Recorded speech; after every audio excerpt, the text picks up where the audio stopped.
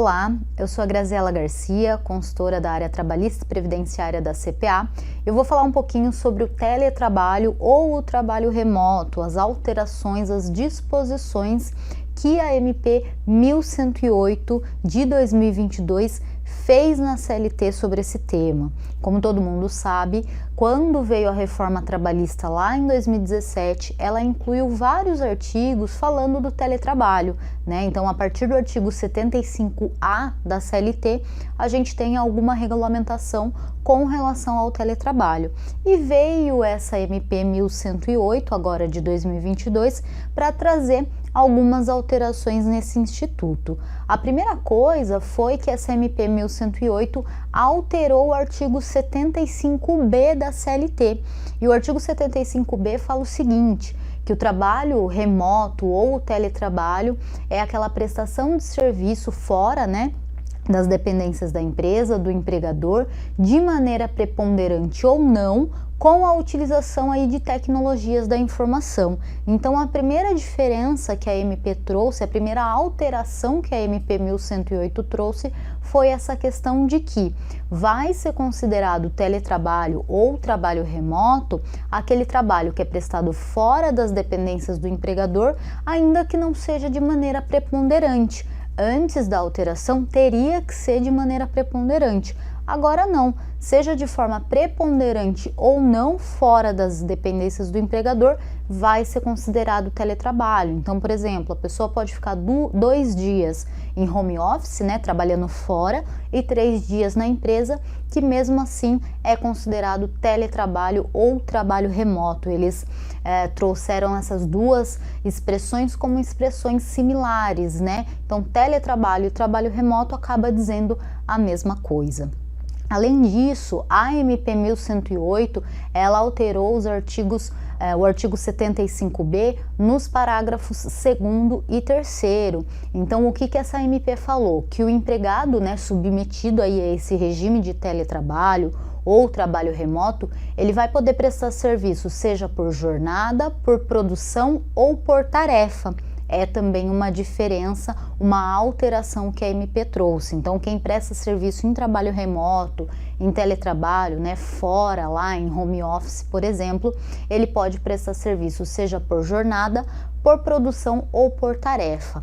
E aí a grande diferença é o seguinte: se a pessoa prestar serviço por produção ou por tarefa, né, em teletrabalho, em trabalho remoto, ela vai cair no artigo 62, inciso 3 da CLT.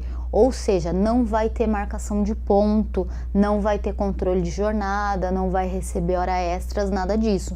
Mas desde que a prestação de serviço seja por produção ou por tarefa.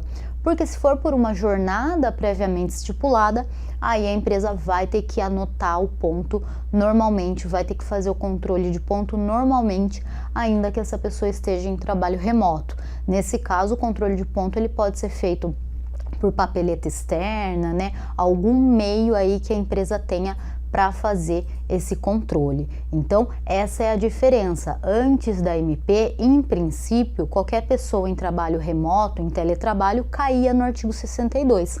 Agora não.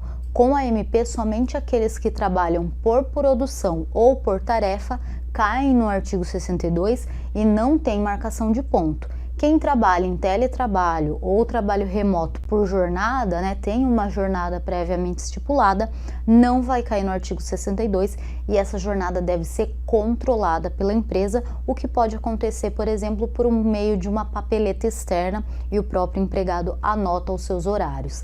Ainda, a MP 1108, ela incluiu os parágrafos 7º e 8º no artigo 75B da CLT.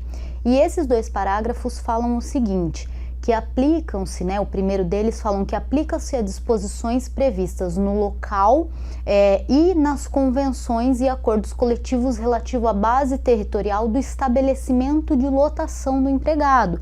Então, por exemplo, se a empresa está, né, o estabelecimento é em São Paulo, mas a pessoa presta serviço de forma remota lá da Bahia, por exemplo, a convenção coletiva que vai ser aplicada é a de São Paulo, que é o local de estabelecimento de lotação daquele trabalhador.